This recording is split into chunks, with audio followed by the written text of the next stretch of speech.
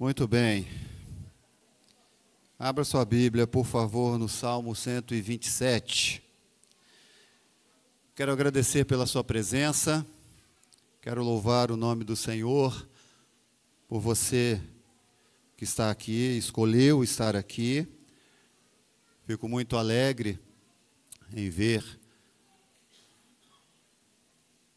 pessoas que nós amamos e pessoas que nós conhecemos estando no nosso meio. Agradecer o Fabiano que está ali. Deus abençoe. Obrigado pela sua presença, meu amigo. Tantos outros. Tem algum outro visitante em nosso meio? Levanta sua mão só para eu saber. Alguém que nos visita. Ah, muito bem, seja bem-vindo. Tá ok? Ali em cima temos também outros visitantes ali. Joia. Opa, Deus abençoe também. Tá? Fique bem à vontade em nosso meio. Tá ok? O tema desse tempo, desse mês, ao qual nós estamos sendo desafiados, é edificando sua casa sobre a rocha. E aí, pensando nesse tema, eu vi o Salmo 127, que tem tudo a ver, porque ele fala sobre edificar a casa, não é? Salomão fala sobre construção aqui neste texto. Eu quero ler com você e depois nós vamos fazer algumas aplicações e algumas falas nos envolvendo a partir desse texto. E a palavra de Deus fala o seguinte: se o Senhor não edificar a casa, em vão trabalham os que a edificam. Se o Senhor não proteger a cidade, em vão vigia a sentinela. Inútil vos será levantar de madrugada, repousar tarde, comer o pão de dores, pois ele o supre aos seus amados enquanto dormem. Os filhos são herança do Senhor, e o fruto do ventre é a sua recompensa. Como flechas na mão de um guerreiro, assim são os filhos da mocidade. Bem-aventurado o homem que com eles enche sua aljava. Quando enfrentarem os inimigos numa disputa, não serão envergonhados. Ó Deus, por favor, fala conosco nessa noite em nome de Jesus. Amém. Meus amados, há quem construa mansões por aí. Angra dos Reis, o que não falta são mansões, não é? Às vezes nós não conhecemos, porque o acesso até elas não é comum para todos nós, não é? Mas existem mansões aqui, sim ou não? Mansões aí de 3 milhões, 5 milhões, 16 milhões e por aí vai. O Nem conhece algumas, né, Nem? O Nem é rico. Rico da graça de Deus, né? E Deus deu o trabalho a ele, que ele tem contato com esse pessoal. Tem gente muito rica que constrói mansões, não é? Mansões. Mas nem sempre, amados, construir mansões com valores absurdos como esse, que nós vamos viver a vida inteira, e nós não vamos ganhar nem 1% disso, em toda a nossa vida de trabalho. Então há quem construa essas mansões, mas não necessariamente estão construindo um lar. Há muitas mansões sendo construídas, mas o lar não está sendo estabelecido. Assim como também eu conheço, e você também, de lares que não são mansões, casas mais simples, que constrói com muito suor, com muita dedicação, não é? Com muito calo nas mãos, e demora meses para construir, anos para construir, às vezes nem embolsada por fora ainda está. Conhece realidades assim? Mas que ali dentro, lares estão sendo construídos. Construir casa é diferente de construir lar. Eu conheço pessoas que construíram casas, mas não conseguiram construir um lar. Um lar. Construiu uma casa, casamento ruiu, construiu segunda casa, casamento ruiu, construiu terceira casa, casamento ruiu, construiu 3 casas, mas nenhum lar. O desafio para nós nessa noite é edificar a nossa casa sobre a rocha de lares que não são perfeitos e não serão perfeitos, mas de construir lares redimidos pelo poder do Senhor.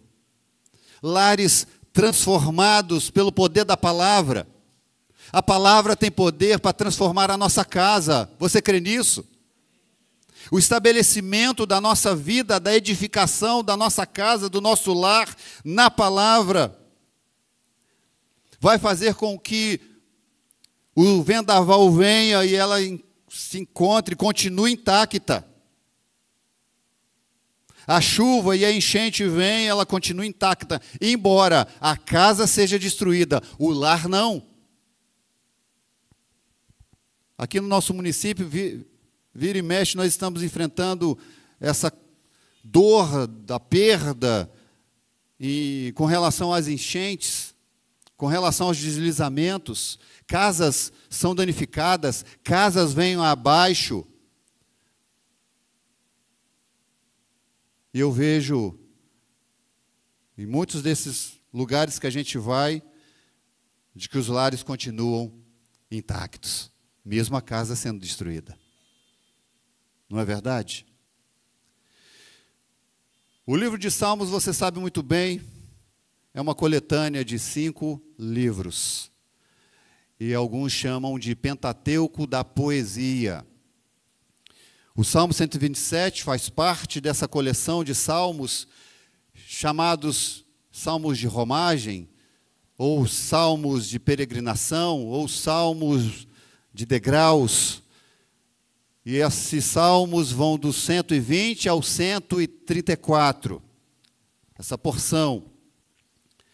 E você sabe muito bem que os judeus tinham 3 grandes festas imponentes que aconteciam anualmente. E, segundo a lei de Moisés, eles eram incentivados a participar pelo menos de uma dessas festas. E eles então, amados, saíam em caravanas da Palestina em direção a Jerusalém, onde aconteciam as festividades. E essas festas, elas costumavam ficar aí num período de uma semana, às vezes mais um pouco. E durante essa caminhada, dessa peregrinação, esses que iam até Jerusalém tinham o costume de cantar esses hinos, esses salmos. Por isso que é chamado de salmos da peregrinação, porque eles demoravam dias até chegar no destino. E eles iam cantando essas canções, e essas canções traziam para ele memórias e lembranças, sobretudo traziam consolo e conforto na confiança que eles precisavam ter no Deus que eles serviam durante essa peregrinação e essa caminhada, em lugares áridos muitas vezes, em lugares sombrios em outras, em lugares perigosos, em lugares em meio a salteadores, e eles iam cantando essas canções. Só para você ter uma ideia, o Salmo 121, eles cantavam: eleva os meus olhos para os montes, de onde me virá o socorro? Iam peregrinando e cantando. O Salmo 124, 1, se não fosse o Senhor que estivesse ao nosso lado, Israel que o diga. O Salmo 125, os que confiam no Senhor são como monte Sião, que não se abala, ficam firmes para sempre. Estes e todos os outros traziam consolo, segurança ao povo de Deus naquele período. E o Salmo 127 foi escrito, amados, nessa pegada. Eles tinham no Salmo 127 também esse consolo, conforto. E foi escrito por Salomão. Tudo indica que no período em que estava sendo construído o templo. Então, por isso que é muito claro, né, a memória, a mentalidade de construtor que estava aqui pairando. E no início do Salmo é muito forte isso. Esse Salmo aqui também foi muito usado no período pós-exílio, para enfatizar que tanto as famílias quanto as construções de Jerusalém só seriam bem-sucedidas se elas estivessem sido amparadas, fundamentadas, alicerçadas em Deus. Sempre num período de reconstrução, o povo precisa lembrar quem é o seu Deus e aonde eles precisam tirar força, ânimo, para poder estabelecer os alicerces. Era assim. Por isso que o verso começa dizendo o seguinte: se o Senhor não edificar a casa, em vão trabalham os que a edificam. Eu quero falar com você nessa noite sobre esse tema, edificando sua casa sobre a rocha, é o nosso tema do mês. Numa grande ideia, pode soltar, por favor. Deus é o alicerce que sustenta e protege a família. Você pode dizer, todos juntos? Vamos todos juntos falar isso? Deus é o alicerce que sustenta e protege a família. Você crê nisso? Por isso que o primeiro ponto é um casamento edificado em Deus, experimenta cuidado e proteção. Tudo começa num casal. E aqui eu vejo muito claramente o Salmo 127 sendo dividido em dois momentos. Um falando sobre esse casamento edificado em Deus, experimentando o cuidado e proteção. Versos 1 e 2. Versos 4, 5 e 6, nós vamos perceber que o fruto desse relacionamento, desse casamento edificado em Deus, surgem então ali os filhos. E aí nós vamos ver uma família edificada em Deus, ensina os seus filhos a honrar a família. Honrar a família. Mas antes dos filhos honrarem a família, os pais precisam honrar a Deus. Ensinar os seus filhos a fazer o mesmo. Se o Senhor não edificar a casa, em vão trabalham os que a edificam. Se o Senhor não proteger a cidade, em vão vigia a sentinela. Inútil vos será levantar de madrugada, repousar tarde, comer o pão de dores, pois ele o supre aos seus amados enquanto dormem. Aqui é a ideia de um casal, de um casamento recém-inaugurado, recém-iniciado, começando a construção do seu lar. A ideia de edificação, como eu disse aqui, de uma casa, vamos pensar, amados, em algo mais do que paredes sendo levantadas, mais do que fundação sendo construída. Aliás, numa edificação de casas, você vai ter dois momentos muito cruciais, que é o da fundação e do acabamento. Cruciais e gastosos, com a diferença que o acabamento está gastando muito, mas você está vendo o resultado. Agora, a fundação, você gasta muito e não vê muito resultado. Parece que o seu dinheiro está afundando nos buracos. Nos buracos. Só que, dentre o acabamento e a fundação, entre esses dois aspectos de uma construção, o mais importante é a fundação. Porque você pode até ficar, e você pode até morar numa casa de chão grosso, parede sem embolsar, você consegue morar, não consegue? Agora você consegue morar numa casa acabada, com azulejo, com pia, com tudo, sem fundação? Não tem como.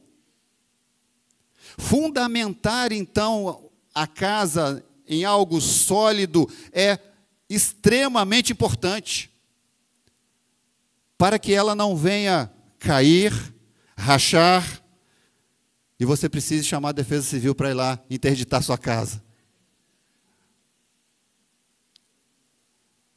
A ideia que Salomão está trazendo aqui, amados, é dessa construção desse lar que precisa ter Deus como alguém que edifica o fundamento dessa casa, o alicerce que sustenta e protege a família.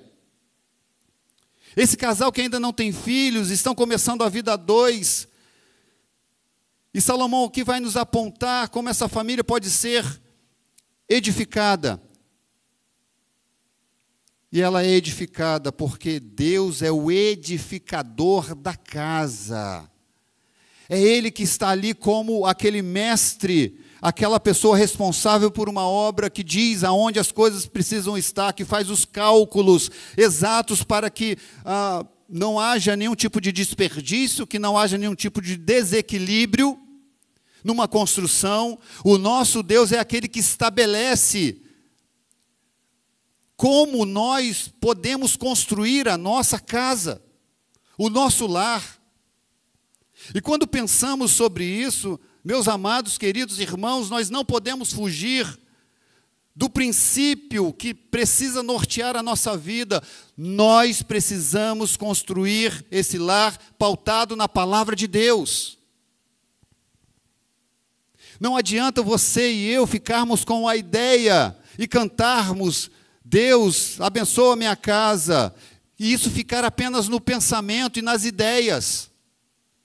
Se eu e você não fizermos algo prático para poder alicerçar a nossa vida, a nossa família, a nossa casa em Deus com os seus valores, nós não estaremos, se não fizermos isso, nós não estaremos edificando o nosso lar sobre a rocha. Não adianta. Por isso, amados, que é pela palavra, não é pelos sentimentos, não é pelas emoções, é pela palavra. É Deus, por meio dos seus valores, que precisam costurar a nossa mente e invadir o nosso coração. É muito sério isso, porque por vezes nós temos a ideia de uma família em Cristo, mas na prática nós não construímos essa família em Cristo.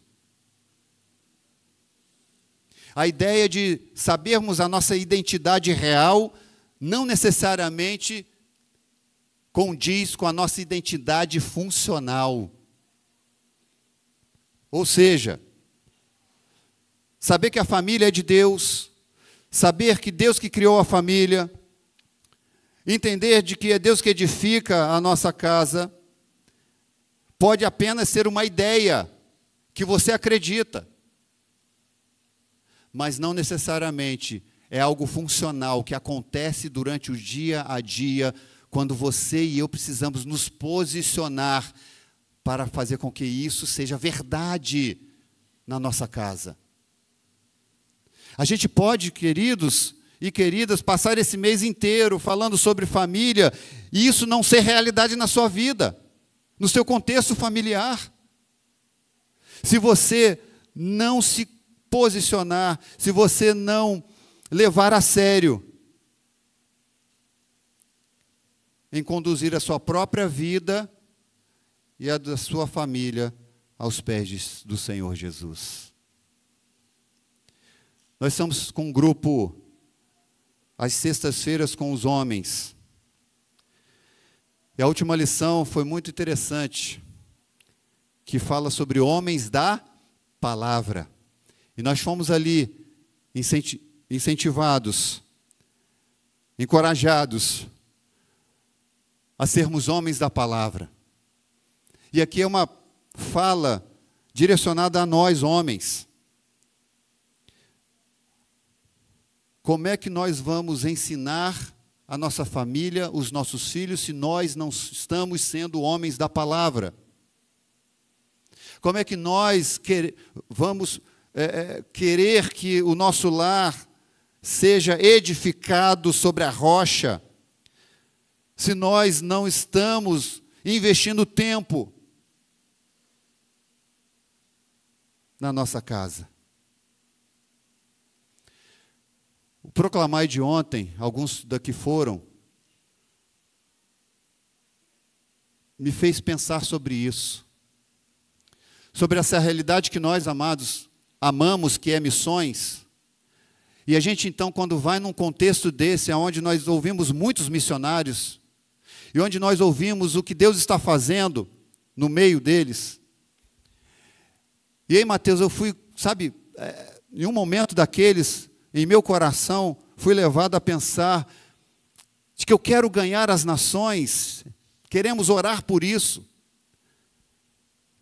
Mas nós não podemos, amados, ao mesmo tempo, querendo ganhar as nações, mas perder os nossos de casa. Nos emocionarmos com os missionários, nos colocarmos até mesmo nesses momentos de apelo, a gente quer ir, não é? Quer ir para a Coreia do Norte, embora não seja muito bom. Quer ir para a China, quer ir para a Índia, para o Irã.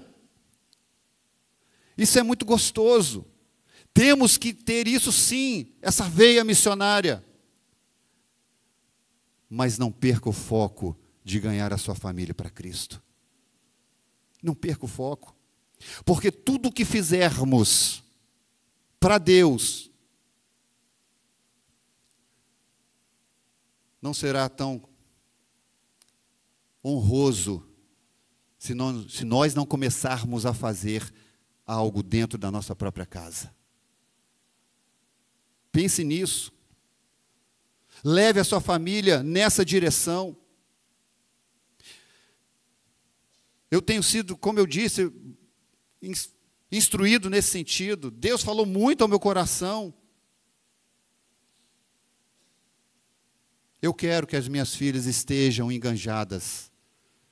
Eu quero que o meu lar esteja sendo edificado sobre Cristo Jesus. Mas eu preciso me posicionar.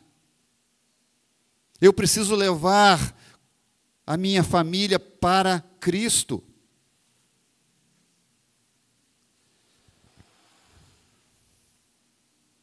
É Ele que edifica. É Ele. Porque Ele é o sustentador também. Fala sobre edificar a casa. É vão, amado. Todo esforço que nós viermos a fazer, se não tivermos essa compreensão de que é Deus que quer estabelecer os valores e os princípios dentro da nossa casa, todo o trabalho vai ser inútil. Se o Senhor não proteger a cidade, em vão vigia a sentinela.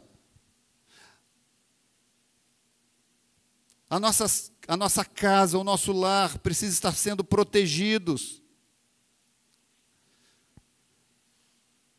Porque é Deus que sustenta. Ele vai dizer isso.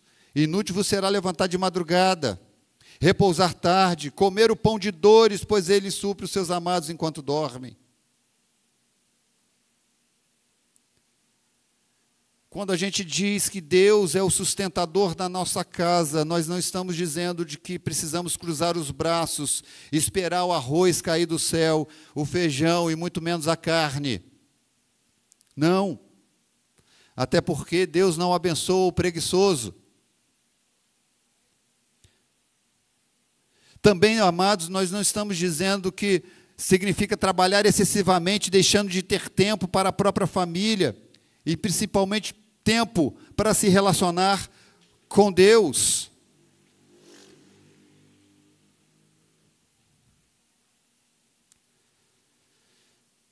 A ideia que nós precisamos compreender aqui é de que não adianta o seu esforço, se esse esforço que você está fazendo não estiver sendo entendido como Deus é que está providenciando todas as coisas para nós. Trabalhar excessivamente a ponto, amados, de sacrificar outras áreas da nossa vida, pensando que isso vai trazer o sustento necessário, isso é uma falácia, é um equívoco. porque Deus nos chama para vivermos em harmonia, primeiro com Ele. E quando nós vivemos em harmonia com Ele, as outras coisas vão se endireitando e ficando de forma harmoniosa. Há tempo de trabalhar, há tempo de tirar férias, há tempo para todas as coisas, mas tem gente que está sacrificando demais, achando de que isso vai surtir efeitos, que vai trazer sustento para casa, que vai trazer tranquilidade.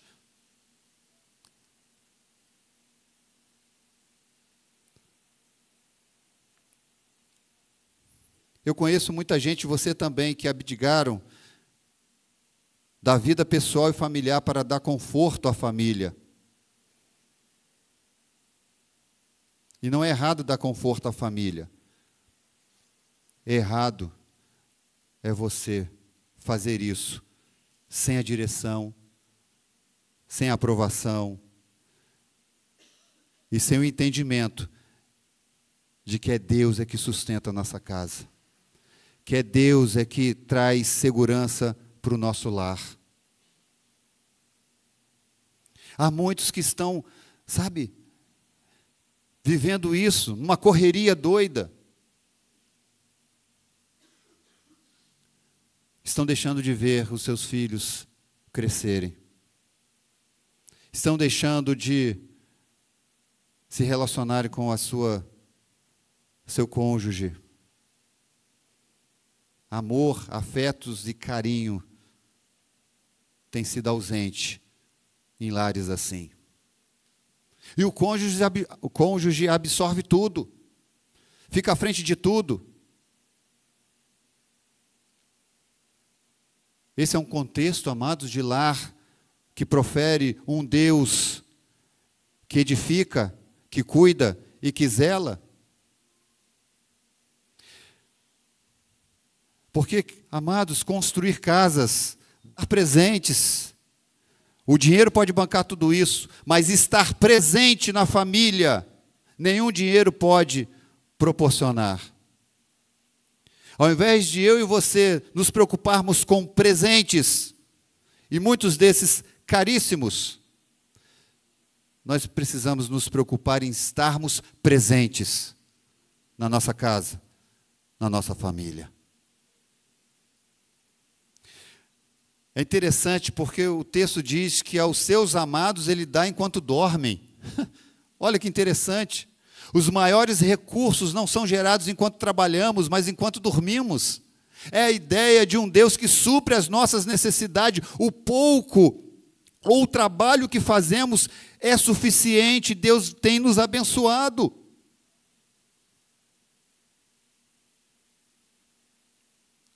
Aqui eu vejo uma percepção muito interessante, uma percepção até espiritual daqueles que trabalham sem ser preguiçosos, mas entendendo que é Deus que está provendo o sustento necessário. Não faz algo excessivo, prejudicando a casa, a família e o lar. Porque quando Deus é compreendido como o alicerce da família, o trabalho não será um rival contra Deus, contra a esposa ou o esposo, e nem contra os filhos.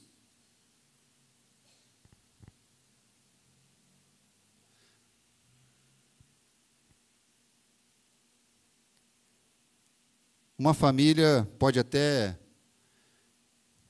se sustentar com pouco dinheiro, com recursos bem precários, mas uma família não subsiste se não tiver relacionamento entre eles. Como é que está o seu relacionamento familiar? Como é que você tem vivido essa vida na correria que nós vivemos vez por outra? Ontem, conversando ali no Proclamai com um pastor de 71 anos, e ele disse algo que é de espantar.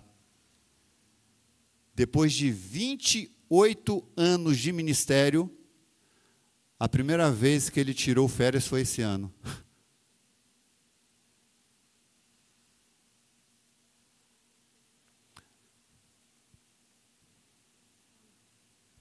A gente precisa desenvolver isso.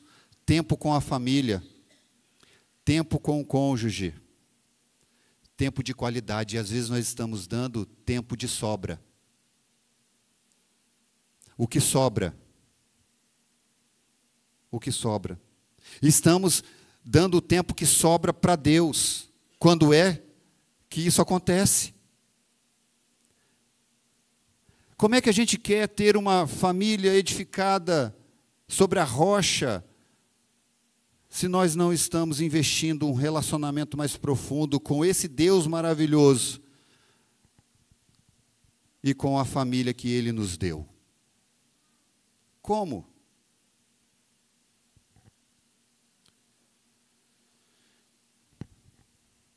Então entenda isso. Edificar a casa é vão se Deus não for o edificador. É inútil você ficar trabalhando de sol a sol, achando que é isso que vai trazer conforto e segurança para a sua família. É vão, porque o Senhor tem cuidado de nós. Quando nós entendemos que Ele está suprindo todas as nossas necessidades. E aí, amados, vêm os filhos, porque o casamento estabelecido dessa forma gera uns filhos que podem também ser edificados e honrem ao Senhor, mas honrem também a família. E ele faz aqui no verso 3, e traz à tona agora então os filhos, são herança do Senhor, o fruto do ventre é a sua recompensa. Repare que os filhos são bênçãos nas nossas vidas. Traz alegria ao lar, são gerados no ventre e somos recompensados com eles ao nosso lado. Mas preste atenção, os filhos não são nossos. É o que o verso 3 está dizendo. Os filhos são herança do Senhor. Eu e você estamos incumbidos em criá-los, plantar no coraçãozinho deles a palavra de Deus. Mas eles são heranças do Senhor.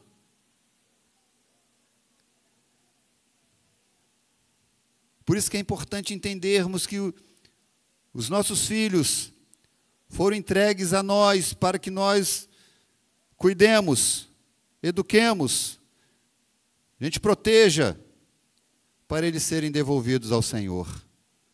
São herança do Senhor e não nossos. E entender isso muda a forma como temos criado os nossos filhos. Você precisa, e eu também, entendermos que a criação deles, a educação deles, o forjar o caráter deles, tem a incumbência de entregá-los a Deus para viverem nesse mundo, glorificando o mesmo Deus que nós glorificamos. Ah, meus amados, a pergunta que eu faço para mim e levo o meu coração a ficar preocupadíssimo é se nós estamos ensinando os nossos filhos a amarem ao Senhor. Vez por outra nós estamos ensinando os nossos filhos a amarem tantas coisas, a terem prazer em tantas coisas. Mas será que nós estamos ensinando eles a amarem ao Senhor? No caminho da obediência a Deus? Estamos preocupados em forjar neles o caráter cristão? Será? Porque eles serão lançados, como flechas na mão de um guerreiro, assim são os filhos da mocidade. E repare que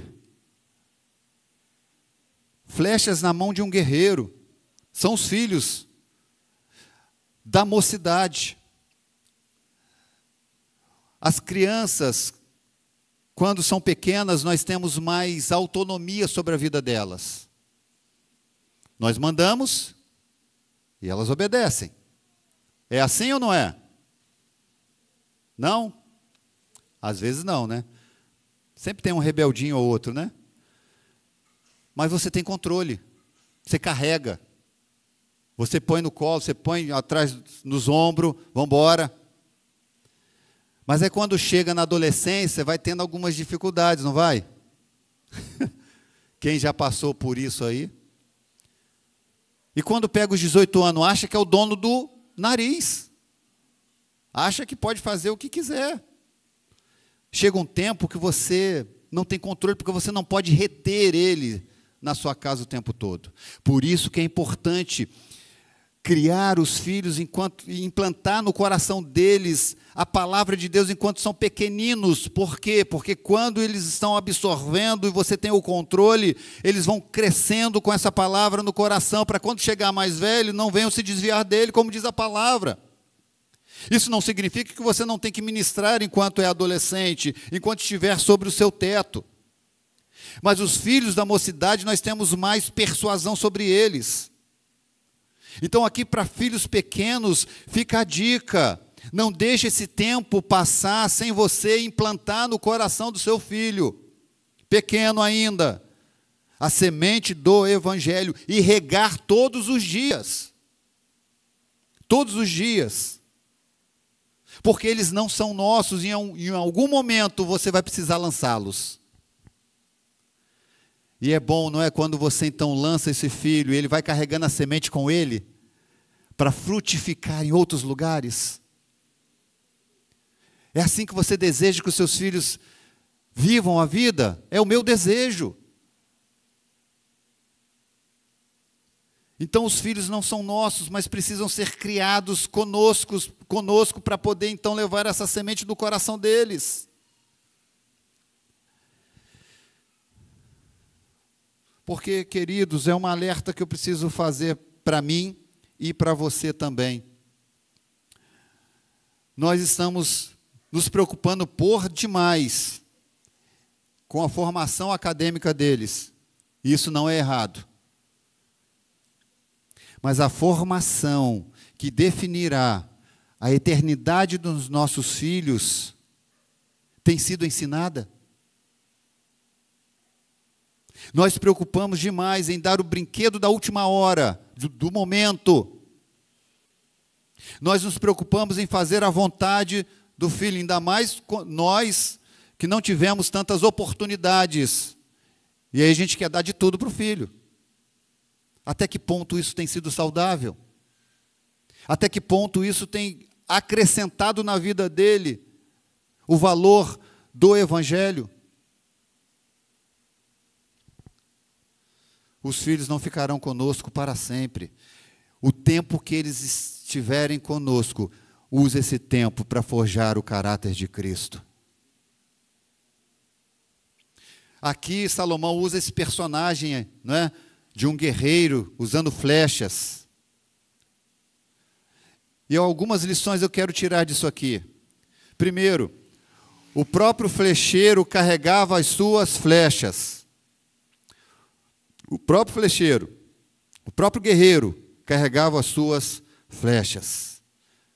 Ele não terceirizava essa função. É responsabilidade dos pais em carregar e cuidar dos seus filhos. E às vezes nós estamos vendo uma sociedade que tem deixado com que o Estado os eduque e outras pessoas os eduquem. Há alguns que ainda insistem em afirmar e deixar e achar que a igreja que tem que educar o filho, e não é. Não terceirize essa função que Deus deu a você. A flecha é sua. Você precisa cuidar dela. Você tem que carregar. Segundo, o guerreiro não carrega as flechas para a vida toda. É lançada, como eu estou dizendo. É lançada. Quando a flecha chega a estar na mão do guerreiro, quando ela sai da aljava do reservatório, quando ela vai para a mão do guerreiro, para a mão do flecheiro, é para ser lançada. Por isso que existem as fases na vida. Primeiro eles são carregados pelos pais, Depois eles começam a engatinhar, como alguns dos nossos aqui. Depois começa a correr, como alguns dos nossos aqui. Depois querem ter a sua própria independência, como alguns dos nossos aqui. Eles serão lançados. É o processo natural da vida. E aqui é uma triste constatação também que nós percebemos, que alguns não têm ensinado, e nós, vez por outra, estamos deixando a desejar nesse quesito. Nós não estamos ensinando os nossos filhos a terem independência, porque nós queremos que eles fiquem conosco a vida inteira, o resto da nossa vida. E estamos criando uma geração que fica com os pais até seus 30, 40, 50, 60 anos. Porque os pais estão o tempo todo ali, protegendo e segurando consigo. Não é bom que seja assim. E para piorar, tem pais que até mesmo depois que os filhos casam, quer interferir na vida dos filhos. Não tem como. Por isso que a Bíblia é clara, Gênesis 2, 24, deixa o homem pai e mãe, se une à sua mulher, tornando-se os dois uma só carne. Isso não significa que os pais não podem ajudar, dar conselhos, isso é importante, desde que seja solicitado. Algo interessante que a gente vê. O guerreiro lança a flecha para um alvo. Ninguém lança flecha, amados, usando essa metáfora que Salomão está usando aqui. Ninguém lança a mão da flecha para soltar em qualquer lugar. Existe um alvo. Existe um lugar certo que essa flecha precisa alcançar. Os filhos estão sendo preparados, cuidados, alimentados para serem lançados para um alvo. E nós que somos cristãos, o alvo é que vivam para a glória de Deus. É para lá que nós estamos criando eles, e iremos lançar, é para glorificarem o nome do Senhor, viverem para Deus, serem servos de Deus, fazerem a obra de Deus, darem continuidade no investimento no reino de Deus. Como é lindo nós percebermos, por exemplo, ontem ali, naquele local que estávamos, jovens, crianças, naquele ambiente,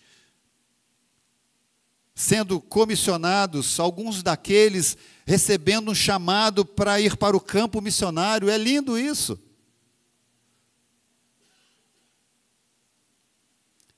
É para isso que nós estamos criando os nossos filhos, para serem usados por Deus. É por isso que nós investimos na vida acadêmica dos nossos filhos, para que Deus use aquilo que eles aprenderam para a glória de Deus.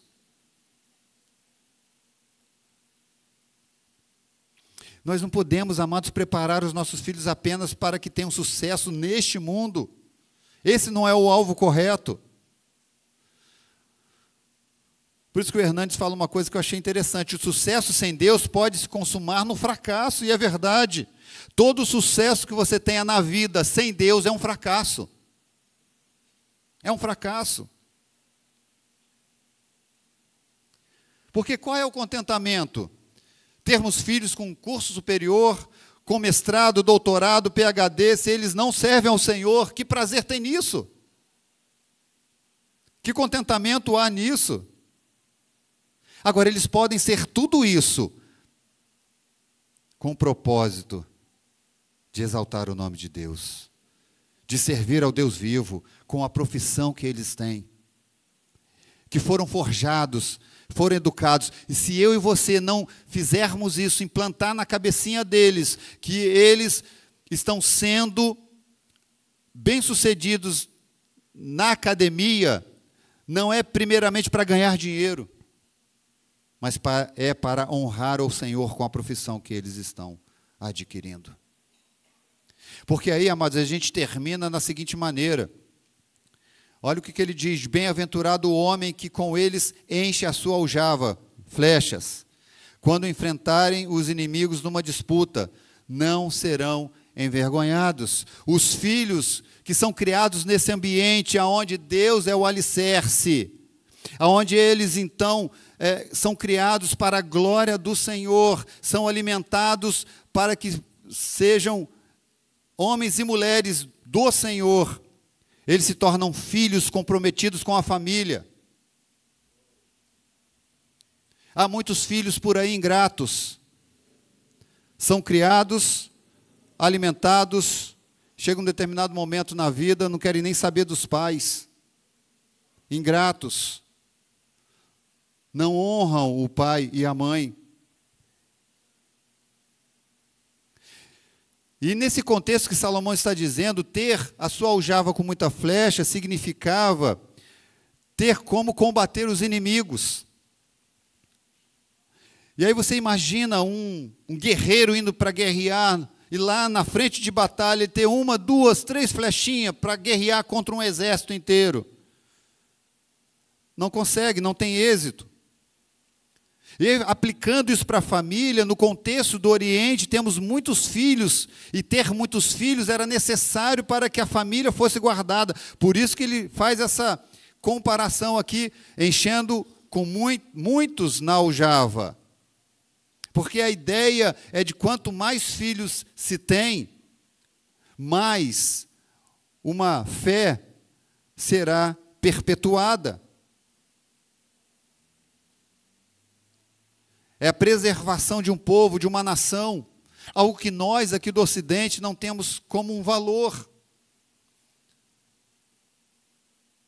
Entender que o filho precisa vir para exercer a função de perpetuar a nossa fé. Serem instrumentos de Deus para combater este mundo, no sentido de valores e princípios.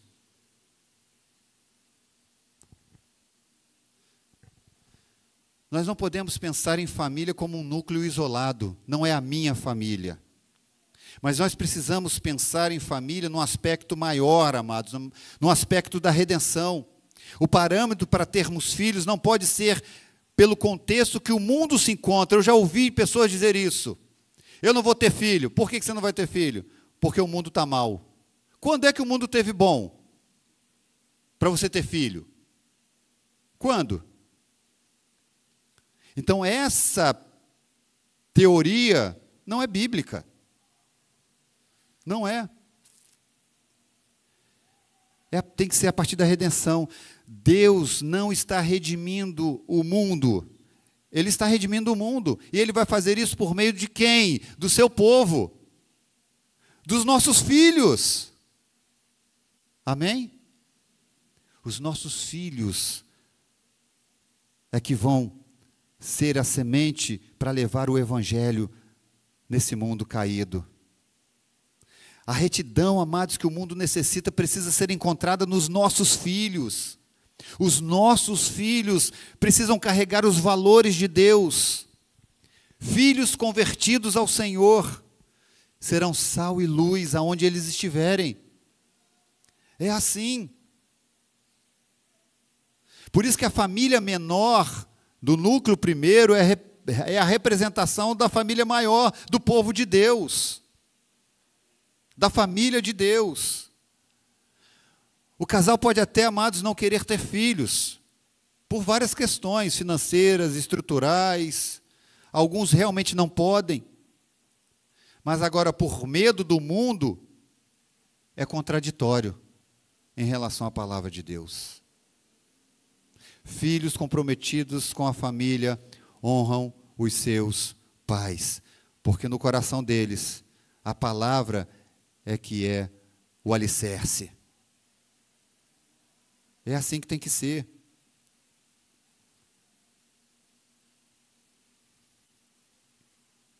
É assim que deve ser.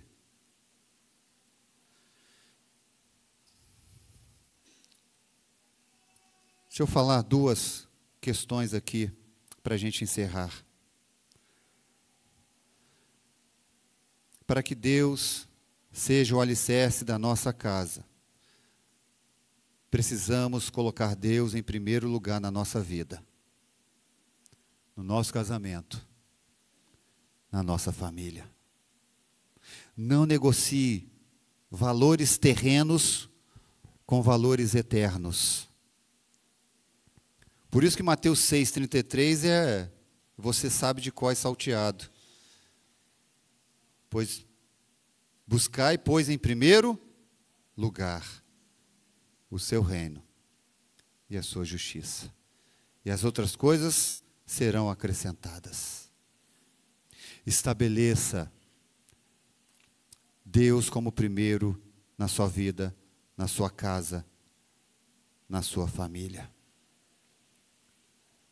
E segundo, estabeleça obedecer ao único que pode trazer sentido ao seu coração para você lidar com a sua casa. Não adianta apenas, amados, colocar Deus em primeiro lugar se você não quer obedecer esse Deus. Que a obediência seja o princípio norteador das nossas famílias. Porque Mateus 7 vai dizer: todo aquele, pois, que ouve essas minhas palavras e as pratica, será comparado a um homem prudente, que edificou a sua casa sobre a rocha.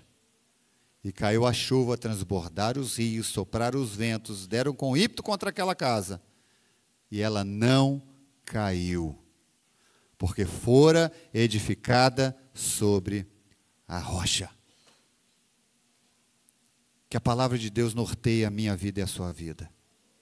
Que a palavra de Deus, amados, edifique o nosso lar, a nossa casa, a nossa vida. Fique em pé para a gente orar e preparar para o tempo de ceia que teremos em seguida. Vamos agradecer a Deus pela nossa família, mas vamos sair daqui comprometidos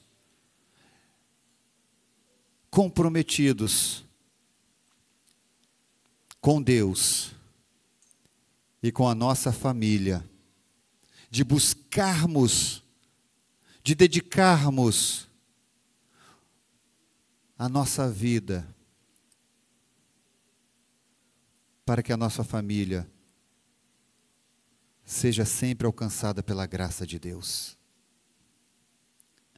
E isso, amados e amadas, vai exigir de você algumas coisas, e de mim também. Que a gente redirecione algumas prioridades, que a gente deixe alguns compromissos em prol da nossa casa, da nossa família. O que Deus está falando ao teu coração é o que você precisa fazer para não permitir que a sua família não viva edificada na rocha que é Cristo.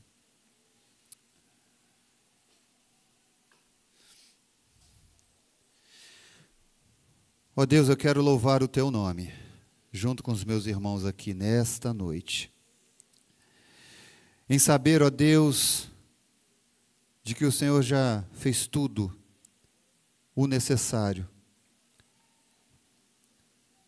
para que as nossas vidas fossem edificadas em Ti, Senhor. Obrigado porque nós temos acesso a essas verdades por meio do sacrifício do nosso Senhor e Salvador. Obrigado, ó Deus, porque nós temos comunhão uns com os outros, porque o Senhor tem comunhão conosco.